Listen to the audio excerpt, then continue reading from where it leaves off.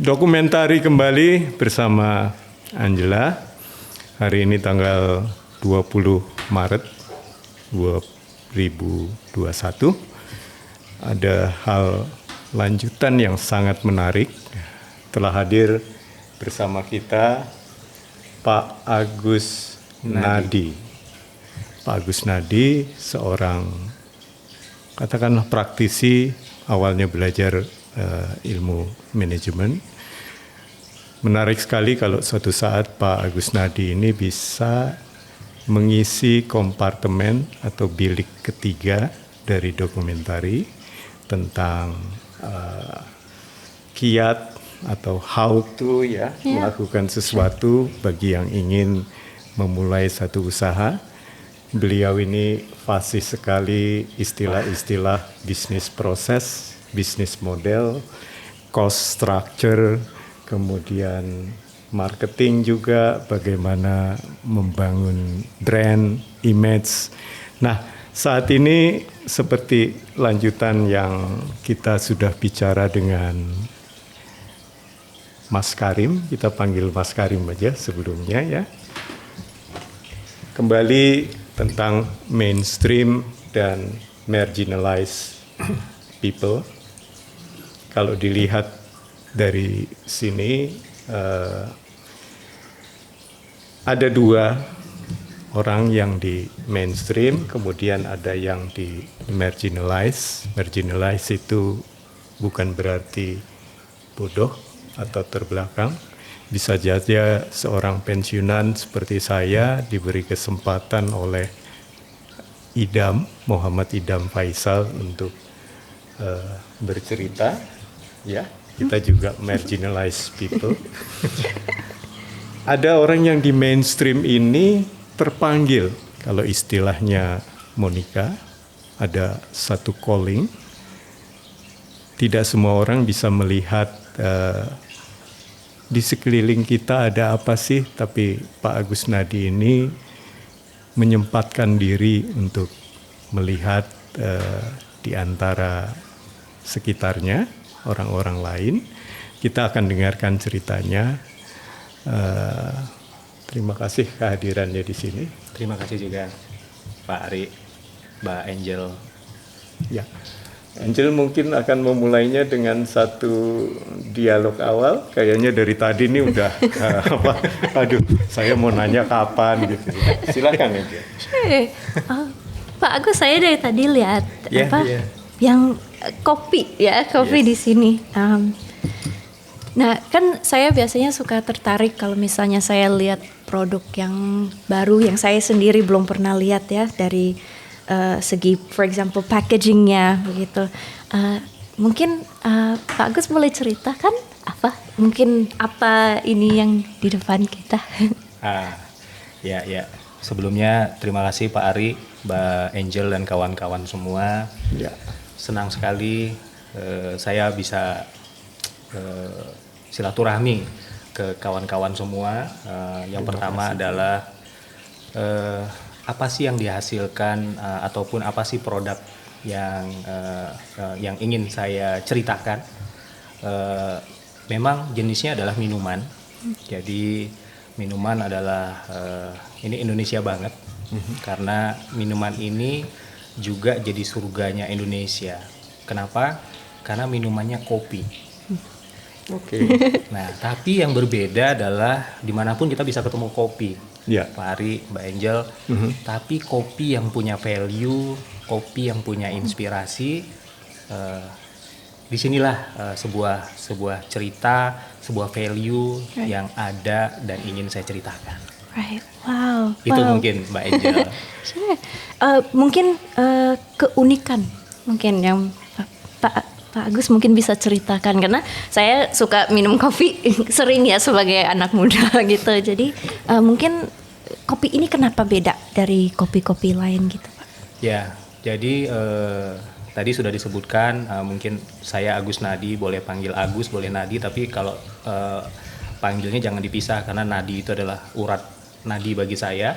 Dan ternyata ini juga sekarang pada saat usia saya juga bertambah, ini nadi ini adalah bermanfaat untuk banyak orang. Dan saya merasakan bertambahnya usia ini adalah bagaimana saya bisa memberikan manfaat bagi banyak orang. Sehingga makanya tadi Agus Nadi sebaiknya jangan dipisah agar Agus dan Nadi terus tumbuh dan bisa membantu memberikan manfaat bagi banyak orang. Nah, value dari kopi kami yang berbeda dengan kopi-kopi lain adalah kita ini adalah satu community hub, tempat kawan-kawan disabilitas ini berkumpul. Jadi saya mendampingi atau mewakili kawan-kawan disabilitas hari ini cukup bangga karena saya akan menceritakan sebuah produk yang dihasilkan oleh kawan-kawan disabilitas.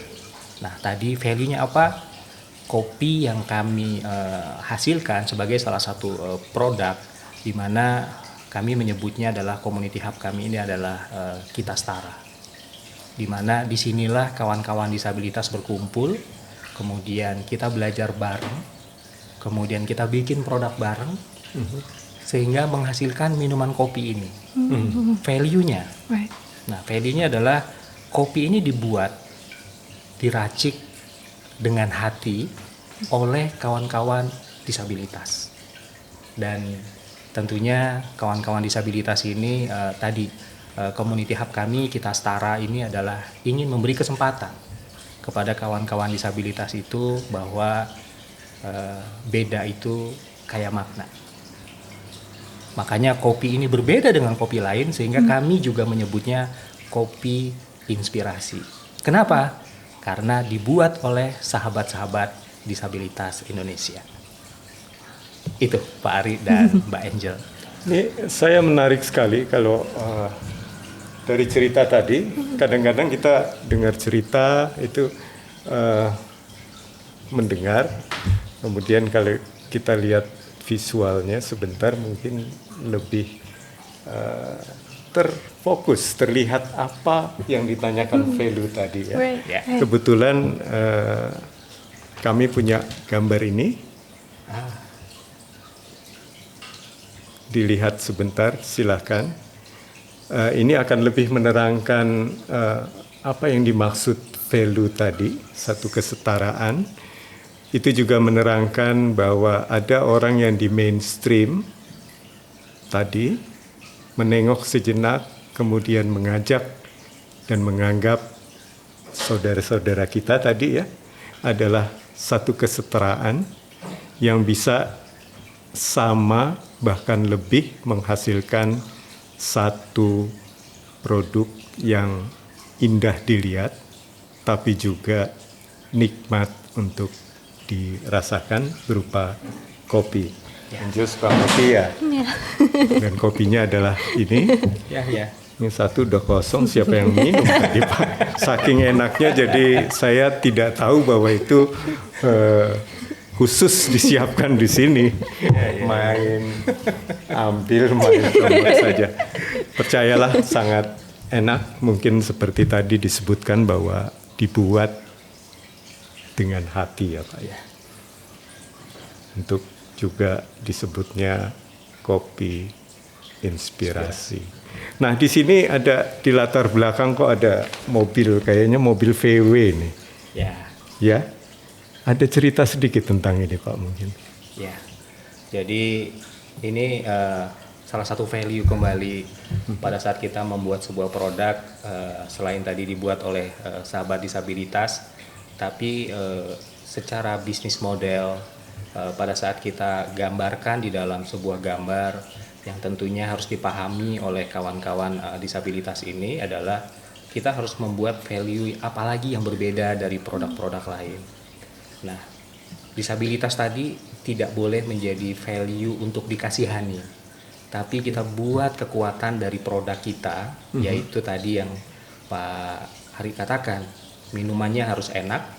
Kemudian value yang lain adalah di balik ini kita tempat untuk berjualannya ini adalah di mobil era-era Pak Hari dulu pasti kenal sebuah mobil VW kombi yang kita improve menjadi food truck dan di dalam food truck inilah sahabat disabilitas ini memulai usahanya dan bisa sustain sampai hari ini. Dan satu lagi, mobil VW ini juga berwarna merah putih. Dan merah putihnya memang tidak Indonesia merahnya, tapi agak-agak kemarun gitu ya. Tapi ini warna merah ini adalah warna identitas penyemangat bagi sahabat disabilitas ini. Yang tadi saya katakan, mereka adalah kawan-kawan disabilitas, ada yang daksa, ada juga yang netra, tapi semangat mereka ini, merah mereka ini yang akhirnya membuat sebuah produk yang dibutuhkan oleh masyarakat. Itu Pak Ari. Daksa itu adalah Ya, teman-teman yang ada di di kedai kita ini, kita nyebutnya kedai inspirasi.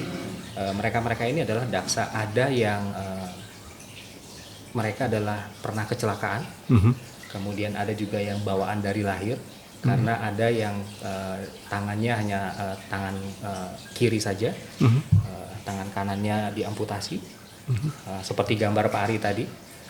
Itu adalah Saldi, itu kakinya juga pernah kecelakaan dan kakinya diamputasi di sebelah kaki kanan. Oh, di foto ini ya Pak? Ya, benar Pak. Ini adalah kaki, dia pakai kaki palsu ya. Itu adalah akibat dari kecelakaan, tapi itu yang disebut dengan daksa.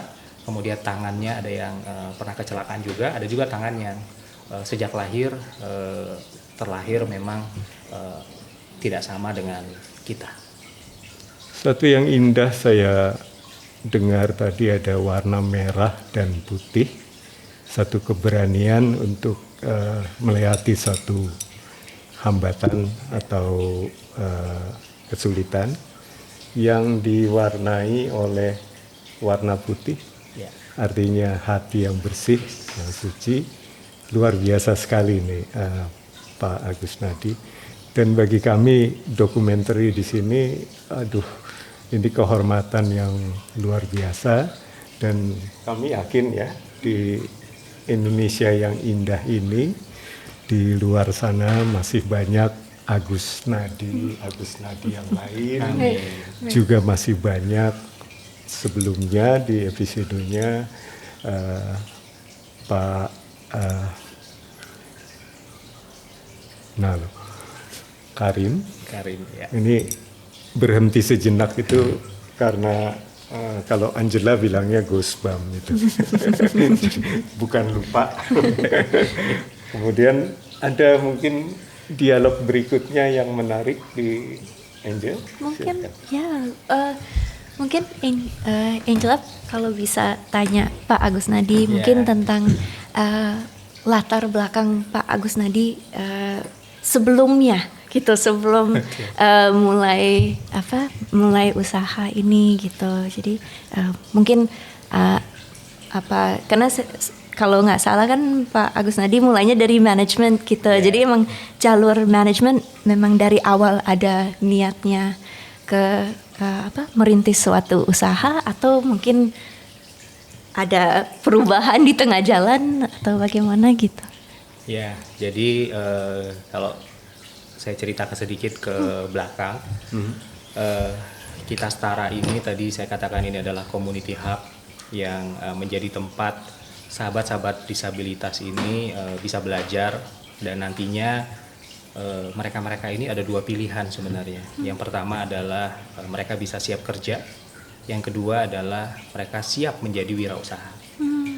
Nah, awal mulanya adalah saya itu pernah dipanggil untuk ketemu kurang lebih dengan 100 orang sahabat disabilitas di sebuah lembaga milik pemerintah, Kementerian Sosial. Di sana saya bertemu sahabat-sahabat disabilitas ini, dan saya ngobrol dengan sahabat disabilitas ini, apa sih yang mereka jadikan mimpi. Beberapa teman-teman mengatakan bahwa kesempatan untuk mendapatkan belajar yang lebih baik, kesempatan untuk mendapatkan pekerjaan yang lebih baik, kesempatan untuk meningkatkan ekonomi yang lebih baik. Dan inilah yang menjadi pemicu saya, karena latar belakang saya adalah di ilmu manajemen. Kemudian kesempatan-kesempatan yang mereka butuhkan ini tadi dengan hati saya terpanggil apa yang bisa saya lakukan. Karena jumlah sahabat disabilitas ini kurang lebih sekitar 23 sampai 25 juta orang. Dan saya terpanggil apa yang bisa saya lakukan walaupun sedikit. Nah, kemudian akhirnya secara kompetensi mereka-mereka ini butuh didampingi.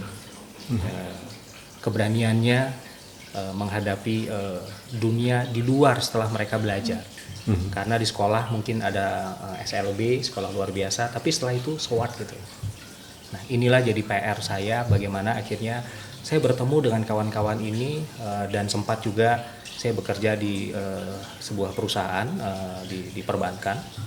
Kemudian saya dapat kesempatan untuk merekrut kawan-kawan disabilitas ini untuk mengisi posisi-posisi yang menurut saya inilah kesempatan bagi mereka.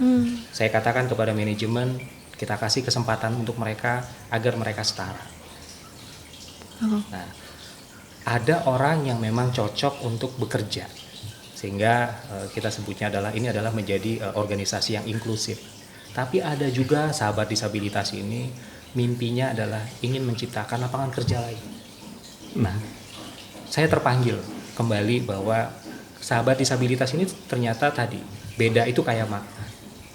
Dan saya dampingi, saya terpanggil lagi untuk mendampingi mereka dari sisi bisnisnya. Nah, sehingga saya tanya lagi beberapa teman yang waktu itu mengatakan saya kayaknya tidak cocok untuk bekerja sebagai employee, apakah boleh ada kesempatan untuk menjadi wirausaha. Saya terpanggil kembali bahwa mungkin inilah caranya saya bisa berkontribusi untuk sahabat disabilitas tadi. Saya akhirnya mendampingi mereka. Bisnis itu tidak sama dengan bekerja. Bisnis itu pasti akan terlihat enak, tetapi prosesnya harus dilalui banyak hal. Sehingga ilmu manajemen saya tadi akhirnya saya pakai untuk mendampingi mereka, mengajak mereka mau apa, mau jadi apa, kemudian mau seperti apa, dan ternyata saya terpanggil juga agar ini bisa sustain mereka menjadi wirausaha dan saya bisa ikut juga berkontribusi untuk sahabat disabilitas. Panjang ceritanya ya Mbak Angel ya, Pak Ari ya. Aduh, kita dengarnya sampai gimana gitu ya. Kalau bahasanya Angela ini bisa goosebump misalnya. Apa? Merinding dengarnya. Ada istilah di dalam bahasa Inggris yang disebut inclusive workforce development. Mungkin itu juga menyentuh atau bersinggungan dengan kegiatan Pak Agus Nadi, konsepsi dari workforce inclusive workforce development. Ya, jadi apa yang saya lakukan ini tadi bahwa sahabat disabilitas itu berbeda. Kita akui mereka bahwa ada perbedaan. Tetapi perbedaan ini yang perlu saya bangun, bahwa berbeda ini kaya makna. Mungkin, mohon maaf sahabat-sahabat disabilitas, ada yang kecelakaan tangannya tinggal satu. Tetapi saya yakin dan percaya bahwa semangat mereka ini, mereka juga bisa memberikan kontribusi yang baik. Baik dari sisi dunia kerja ataupun dari sisi dunia wirausaha. Sehingga inklusif di sini, inilah yang ingin saya berikan, bahwa yuk kalian itu mungkin ada perbedaan, tapi kalian punya semangat yang sama, memberikan kontribusi, dan tadi saya katakan, kalian bisa mengejar mimpi mereka untuk kita setara melalui kesetaraan ini, melalui inklusif ini. Sehingga kadang di tempat pekerjaan tadinya mungkin mereka masih malu. Ada, kalau tadi kita dengarkan kemarin, kita dengarkan sahabat-sahabat disabilitas ada yang mungkin ada yang dibully atau apa, tapi mereka ini ketemu dengan saya, ketemu dengan kawan-kawan lain di belakang saya, dan akhirnya mereka punya motivasi, punya semangat bahwa ya saya berbeda, mereka harus akui, mereka harus berdamai dengan dirinya, tapi mereka bisa memberikan kontribusi terhadap dunia pekerjaan ataupun terhadap dunia wirausaha. Oke. Begitu Pak. Hebat ya. Yeah, yeah. It makes me remember ada satu quote atau quote kalau bahasa Indonesianya apa ya quote satu mungkin phrase atau yang bilang kalau your calling is your calling and it will always call you back. Jadi mau sejauh kita pergi dari yang panggil kita, ujung-ujungnya juga pasti ketemu gitu. Jadi akan selalu kepanggil gitu. Jadi I think for everybody ya, bukan cuma buat Pak Agus Nadi, tapi juga buat sahabat-sahabat disabilitas juga. Kalau misalnya mereka ada suatu calling itu juga, itu pasti buat mereka akan selalu, dan mungkin that's where we have to help people meet that calling. Yang disampaikan, yang dimaksud oleh Angela tadi, quotes itu adalah kalau dalam bahasa Indonesianya adalah peribahasa. Angela ingin sekali mengatakan bahwa kalau kita memanggil itu pasti ada sambutannya. Kalau dalam ada cerita film yang indah itu kalau serigala itu howling ya. Howling, di satu tempat ini nanti ada yang bereaksi di lain di dalam satu kelompok-kelompok yang saling bersatu. Kalau saya lihat tadi ada kata-kata khusus perbedaan yang dirasakan sekali oleh Pak Agus Nadi. Nggak boleh dipisahkan ini, Agus Nadi. Kita juga sebetulnya berbeda-beda di Indonesia. Makanya ada satu semangat yang disebut Bhinneka Tunggal Ika. Perbedaan tadi dalam kelompok inklusif ini, dalam satu hub itu sebagai contoh nyata ya Pak ya, bahwa bisa terjadi. Kemudian mudah-mudahan nanti yang 25 juta, 30 juta itu bila bisa saling mengisi. Kalau di dalam bahasa Jerman itu ada istilah Einigkeit macht stark, bersatu kita teguh, tapi sering dipelesetkan ya, kalau bercerai menikah lagi katanya, tapi bukan itu maksudnya. Einigkeit macht stark. Kita punya kearifan lokal yang disebut dari zaman dahulu adalah gotong royong. Kelihatannya ini salah satu bentuk itu yang kita rindukan ya, terutama dalam kondisi seperti sekarang itu. Cerita gotong royong, kelompok-kelompok makin lama makin banyak dan membawa kita ke arah yang lebih baik. Begitu ya kira-kira yang diteladani lah oleh Pak Agus Nadi.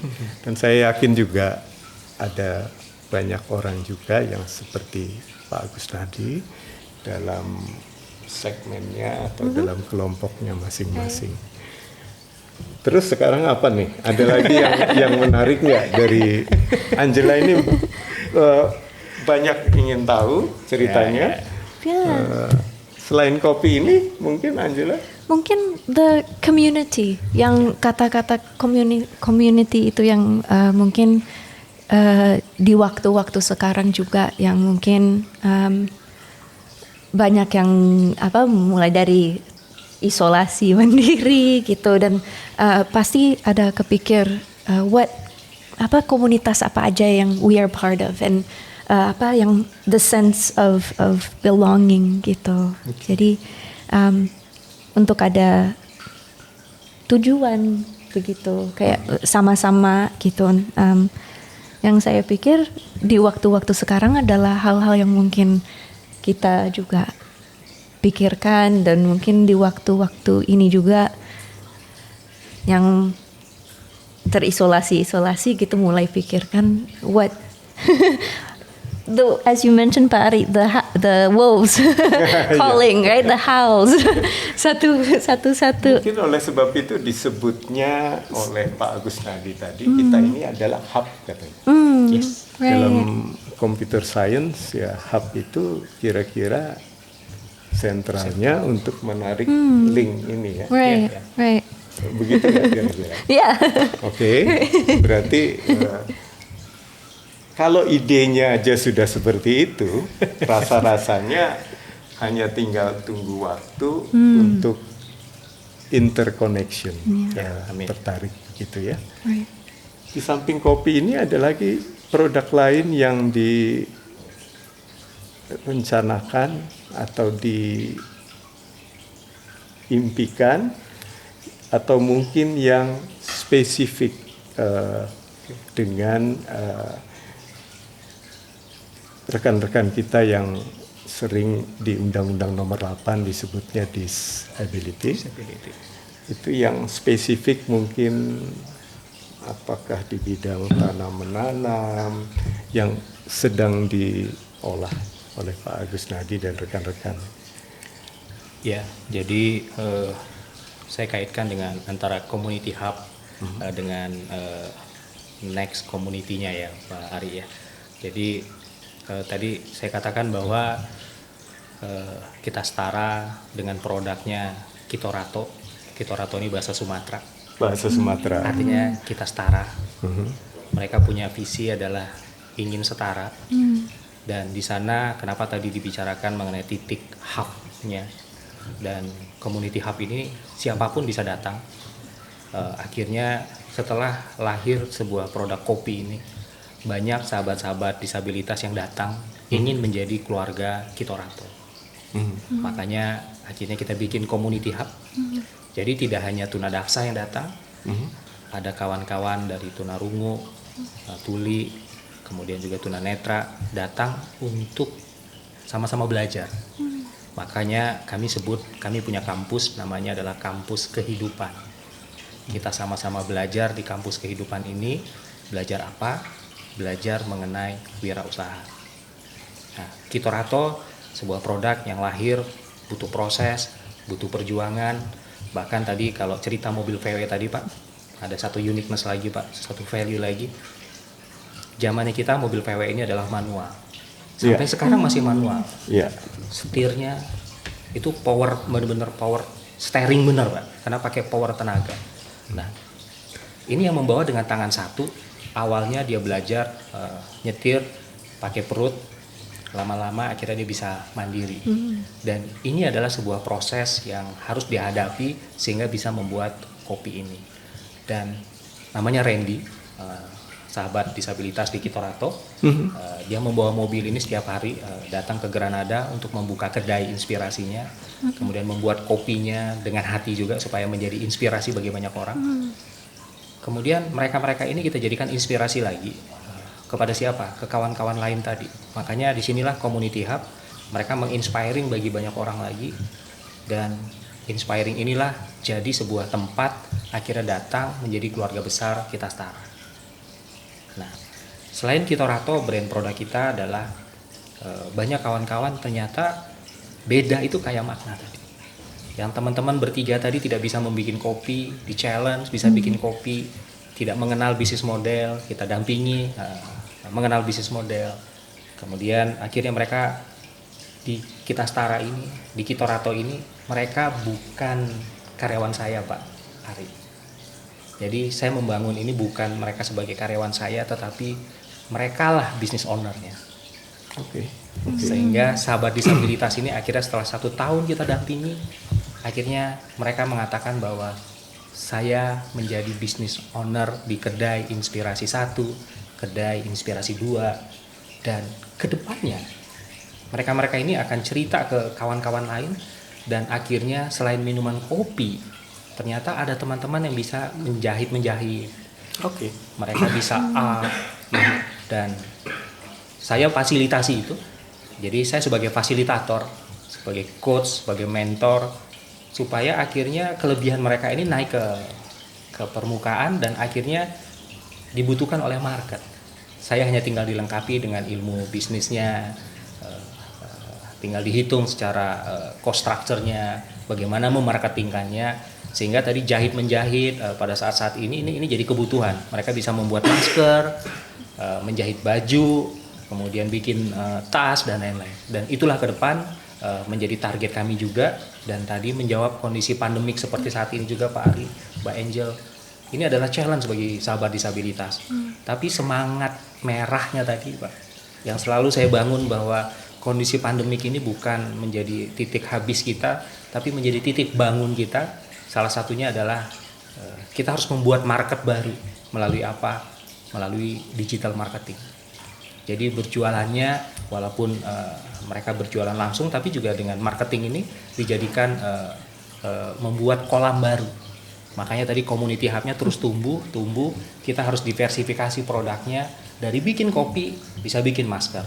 Dari bikin masker bisa jahit baju. Dari jahit baju dan kedepannya mudah-mudahan mimpi mereka menjadi setara. Mudah-mudahan bisa tercapai. Begitu Pak Ari dan Mbak Angel. Bengong lagi nih. Soalnya ya. Nah, sebelum lupa saya mau komen Siapa Ari? Apa yang dilakukan oleh inklusif ini? Ya. Wah ini, oke. Ini adalah satu kita mainan matematik sekarang ya. Siap. Sumbu ini adalah hasil. Ya. Kalau ke atas itu biasanya kalau kita zaman SMP dulu ini katakanlah positif. Kalau ke bawah ini biasanya negatif. Yes. Di sini sama sini. Oke. Sekarang sudah berapa ini gerainya? Ya, alhamdulillah berkat dukungan dari semua pihak. Artinya teman-teman di sana juga mendukung gerakan disabilitas ini. Tadi Bapak katakan gotong royong. Saya jawab saat ini sudah ada 5 gerai, Pak. 5 gerai. Oke. Saya coba lihat di sini ya Angel ya. Kita sih main-main aja. Kalau ini sumbunya usaha. Ya. Itu katakanlah satuannya 1, 2, 3, 4. Ini juga 1, 2, 3, 4. Tapi ini minus. Ini plus 1, 2, 3, 4. Minus 1, minus 2, minus 3, minus 4. Kalau kita bekerja 1 jam atau 2 jam membuat suatu konsep misalnya, ini usahanya adalah segini, satu satuan. Katakanlah hasilnya menjadi itu kan? Yes. Usaha yang dikeluarkan dengan hasilnya kira-kira sama. Ada orang bekerja di bank, ada orang bekerja di tambang, ada kerja di industri lainnya. Kemudian sekarang ini kelihatannya hasilnya ada 5 itu 5 satuan ya. Ya. Tapi usahanya itu kan sama. Melatih, kemudian memberi pengertian bisnis proses, kemudian cara membuat kopi. Ya. Nah, kira-kira sudah begini ya. Dengan 2 usaha sudah menghasilkan 5 gerai. Dan itu sudah mulai ingin tadi ada jahit, ada ini dikembangkan ya. Ada orang lain yang bekerja, katakanlah dia mengeluarkan tenaga 4. Ya. Kerja keras ini, bukan kerja cermat. Kalau ini kerjanya cermat nih. Yang dikerjakan sedikit hasilnya gede. Besar, boleh ngomong gede ya. Besar. Dia 4 satuan, Ya. tapi hasilnya cuma 1. Ke situ. Ini kerjanya lebih keras, tapi hasilnya dibandingkan yang tadi lebih sedikit. Ada juga yang kerja 1 tapi hasilnya malah ke bawah, negatif. Artinya dia nggak menghasilkan apa-apa nih, hanya kerjanya aja yang berat. Kalau dilihat dari konsep ini, Agus Nadi dengan kompinya yang mulai berkembang mau yang lain, kemudian bikin hub, dan kerja cematnya sepertinya diteruskan ya. Ini susah nih, pandemik. Orang nggak mau datang lagi nih. Tiba-tiba mulai bicara digital marketing. Hal seperti inilah yang ya kami sangat bersyukur juga bisa ngobrol di dokumenter. Mungkin di akhirnya kami ingin dapat sedikit satu harapan ke depan dari Pak Agus Nadi melihat apa yang sudah dilakukan ini, adakah pesan-pesan baik bagi rekan-rekan kita yang di mainstream maupun yang mungkin masih berada di marginalized people. Silahkan disampaikan. Ya, tentunya untuk kawan-kawan sahabat disabilitas di Indonesia, saya melihat bahwa tadi di depan beda itu kayak makna. Maka terus semangat, buat secara kreatif produk-produk yang dibutuhkan, upgrade knowledge dan skill kita, agar kita bisa mencapai seperti yang Pak Ari katakan tadi. Satu langkah kita bermanfaat untuk banyak langkah lain. Untuk sahabat-sahabat yang di luar sana juga, sahabat di Indonesia ya, kita melihat bahwa ini butuh gotong royong. Tadi Pak Ari katakan bahwa membuat inklusif ini mungkin harus menjadi tanggung jawab kita bersama. Sehingga dengan gotong royong banyak pihak, maka sahabat disabilitas ini akan mendapatkan kesetaraan. Mulai dengan hal yang paling kecil menurut saya Pak Ari. Beri kesempatan dan kasih kesempatan lagi. Kemudian dampingi mereka, maka mereka akan mandiri dan bisa setara. Itu tadi pesannya ya. Angela mungkin ada yang sesuatu yang itu. No, I think. Pak Agus juga begitu sudah menyampaikannya dengan lugas, dengan jelas sekali dan sudah dibuktikan juga. Kita cukupkan, suatu saat mungkin Pak Agus Nadi bisa mengisi kompartemen atau bilik ketiga dari dokumenter. Bagaimana membuat satu bisnis proses yang baik, ada istilah bisnis model, atau mungkin kita bisa teruskan persahabatan kita. Sekali lagi terima kasih sudah hadir bersama kami. Rekan-rekan dokumentari dimanapun berada, itu tadi bincang-bincang kita dengan Pak Agus Nadi, salah seorang yang berada di mainstream, tapi menyempatkan dirinya untuk melirik sekitar, bersinergi dengan rekan-rekan kita juga yang berada, yang dikatakan marginalized, ya Pak ya, dan menghasilkan suatu sinergi yang luar biasa, yang memberikan satu keindahan, satu keyakinan bagi kita yang melihatnya bahwa Indonesia kita masih indah. Terima kasih. Wassalamualaikum warahmatullahi wabarakatuh.